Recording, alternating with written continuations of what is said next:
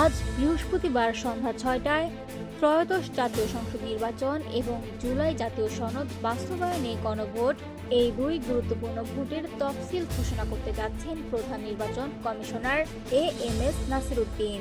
জাতির উদ্দেশ্যে দেওয়া বিশেষ ভাষণে তিনি ভোটের দিনক্ষণ ও সম্পূর্ণ সময়সূচি জানাবেন। ইসির জ্যেষ্ঠ সচিব আখতার আহমেদ জানিয়েছেন, বুধবার আগারগাঁওয়ের নির্বাচন ভবনে সিইসির ভাষণ রেকর্ড করা হয়েছে। এর মধ্য দিয়ে অন্তর্বর্তী সরকারের দায়িত্ব নেওয়ার ১৬ মাস পর দেশে জাতীয় নির্বাচনের আনন্দঘন মুহূর্ত সামনে আসছে। গত বছর ছাত্র জনতার অভ্যুত্থানের মুখে ৫ আগস্ট আওয়ামী লীগ সরকারের পতন এবং ৮ আগস্ট অধ্যাপক মোহাম্মদ ইউনূসের নেতৃত্বে অন্তর্বর্তী সরকারের শপথ, এই ঘটনাগুলোই নতুন রাজনৈতিক অধ্যায়ের সূচনা করে। শুরুতে বিএনপি সহ কয়েকটি দল ডিসেম্বরের মধ্যেই জাতীয় নির্বাচন চাইলেও সময়ের সঙ্গে সঙ্গে আলোচনার পর নতুন সমঝোতা তৈরি হয়।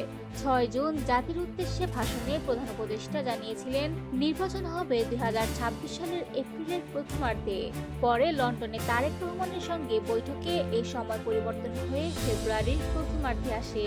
এরপর সরকার ও ইসি দুপক্ষই জানায়, ফেব্রুয়ারির প্রথমার্ধে নির্বাচন অনুষ্ঠিত হবে। তারই ধারাবাহিকতায় ১৩ নভেম্বর ঘোষণা দেওয়া হয়। জাতীয় নির্বাচন ও জুলাই জাতীয় সনদ গণভোট একই দিনে অনুষ্ঠিত হবে। সেই দুটি ভোটের চূড়ান্ত সময় আজ জানানো হবে। তফসিল ঘোষণার আগে রাষ্ট্রপতির সঙ্গে সাক্ষাৎ সম্পন্ন হয়েছে।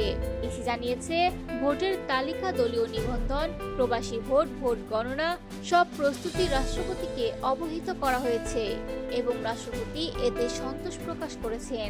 দুটি ভোট একই দিনে হওয়ায় সময় ব্যবস্থাপনাকে বড় চ্যালেঞ্জ দেখা হচ্ছে।